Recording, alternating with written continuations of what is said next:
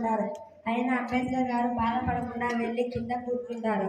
ఒకరోజు అంబేద్కర్ గారు మాస్టర్ గారు అందరికీ నోట్బుక్ చెక్ చేస్తూ ఉంటే అంబేద్కర్ గారు, సార్ నా నోట్బుక్ చెక్ చేయండి సార్ అని వెళ్తే, నువ్వు మా దగ్గరికి రావద్దు, నువ్వు తక్కువ కులం, నువ్వు మా దగ్గరికి వస్తే మేము తక్కువ కులం అవుతాము అని తిడతారు. ఆయన అంబేద్కర్ గారు బాధపడకుండా వెళ్ళి కూర్చొని చదువుకుంటారు. అంబేద్కర్ గారి ఫ్రెండ్స్ అందరూ అంబేద్కర్ గారిని అన్నం వేస్తూ పేపర్లు వేస్తూ ఆయనను బాధ పెట్టేవారు.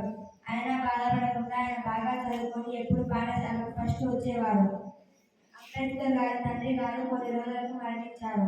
అంబేద్కర్ గారి తండ్రి గారి స్నేహితుడి సాయంతో అంబేద్కర్ గారు విదేశాలకు వెళ్ళి చదువుకొని వచ్చి తన ప్రజలందరినీ కాపాడుకుంటూ చూసుకుంటూ ఉన్నారు. అందరికీ పాఠశాలలు కట్టించి ఒకటి తక్కువ కులం ఒక ఎక్కువ కులం అని లేకుండా అందరినీ సమానంగా చూసుకునేలాగా అందరికీ చెప్పారు. దీన్ని బట్టి నేను తెలుసుకున్నది, అంబేద్కర్ గారిలాగా నేను కూడా బాగా చదువుకొని ప్రపంచాన్ని కాపాడాలనుకుంటున్నాను. నా కోరిక నెరవేరుతుందని నాకు పూర్తి నమ్మకం ఉంది.